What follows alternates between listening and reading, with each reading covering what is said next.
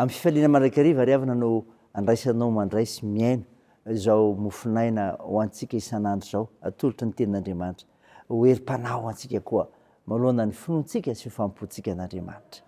Ho aminareo izay efa nahazo finoana soa tahaka ny anay amin'ny fahamarinan'i Jesosy Kristy, Andriamanitsika sy mpamonjy, ampitombona ho anareo ny fahasoavana sy ny fiadanana amin'ny fahalalana tsara n'Andriamanitra sy Jesosy tompontsika. Amen. Sabotsy 2 Mey 2022 imanjinantsika lohahevitra hoe mampahery ny fanahy masina. Andeha ry havana idera sy ankalaza n'Andriamanitra isika. Andriamanitro, tafatoetra ny foko, ny fanahiko ny hira sy ankalaza. Mifoaza riva lisy lokanga, ifo maraina koa aho. Ideranao eny amin'ny fiainana maro aho Jehova, ary ankalazanao eny amin'ny jetilisa.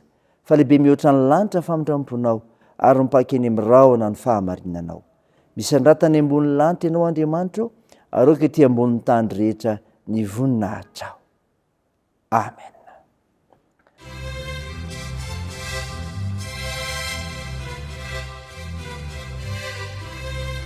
Hallelujah, hallelujah, hallelujah, hallelujah, hallelujah, hallelujah, hallelujah, hallelujah, hallelujah, hallelujah. Fazia marisa numazaka. Hallelujah, hallelujah, hallelujah, hallelujah.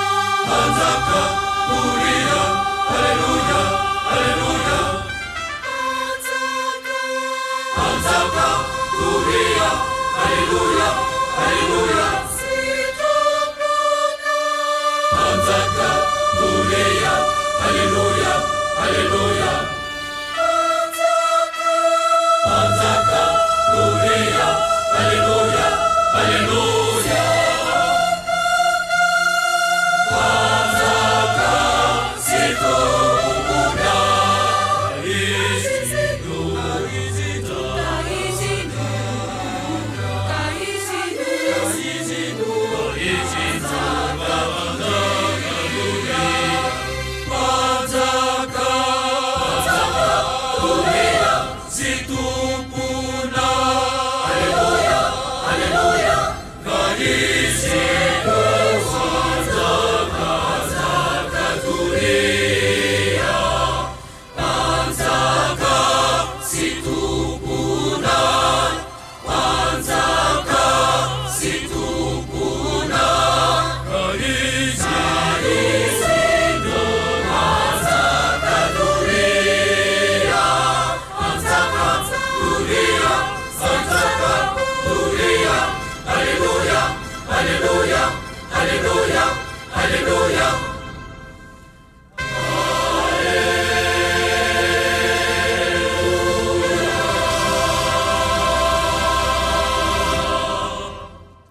andeha hivavaka isika.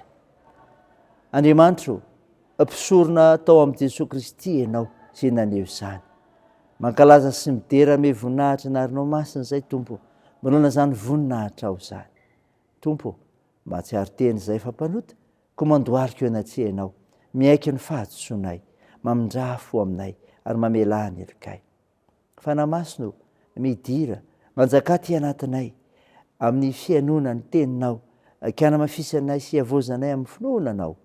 Aminaran'i Jesosy Kristy Tomponay, novanay izany mivavaka izany. Amen. Ny finainantsika amin'ny teny ity ravana malala dia ho hitanao ao amin'ny epistily ho an'ny Hebreo. Hebreo 7 ka ny 7:20 ka hatramin'ny 7:20. Mivaky toy izao aminaran'i Jesosy. Koa dia tsy maintsy nodiovina tamin'ireny ny tandindon'ny zavatra any an-danitra, fa ny tenany zavatra any an-danitra kosa dia tamin'izay fanatitra tsara no ireny. Fa Kristy tsy maniditra tao amin'izay fitoerana masina natao tanana, izay tandindon'ny tena fitoerana masina, fa ho any an-danitra tokoa, mba hiseho anatrehan'Andriamanitra ankehitriny ho antsika. Ary tsy niditra izy mba hanatitra ny tenany matetika, tahaka ny mpisorona be miditra ao amin'ny fitoerana masina isan-taona mitondra ny rano zavatra hafa, fa raha izany dia tsy maintsy ho nijaly matetika izy hatr'izay nanaovana izao tontolo izao. Fa ankehitriny dia efa naseho indray mandeha tamin'izao andro farany izao izy, mba hanafaka ny ota tamin'ny nanaterana ny tenany. Ary tahaka ny nanendrena ny olona ny ho faty indray mandeha, ary efa afaka izany dia hisy fitsarana. Dia tahaka izany koa Kristy, rehefa natolotra indray mandeha hitondra ny otany maro, dia sy ho fandrony tsy amin'ny ota amin'izay miandry azy ho famonjena. Amen. Ray masino, manamasinanay amin'ny fahamarinana, ny teninao ny fahamarinana. Amen. Ry havana malala, ho aminao ny fiadanana ary tompo dehibe ho anao izany amin'ny faharenesanao ny mofinaina, amin'ny sakafom-panao omena antsika koa. Ranesika teo manko ny epistily ho an'ny Hebreo 7:20 ka hatramin'ny 20. Anambara amin'ny mpanoratra ny mahasamihafa ny asa mpisorona nataon'i Kristy sy ny ireo mpisorona tao amin'ny fanekena taloha. Ka ny asa mpanavotan'i Kristy dia izao, nanao sorona ny tenany indray mandeha. Nanao sorona ny tenany indray mandeha. Ny 7:20.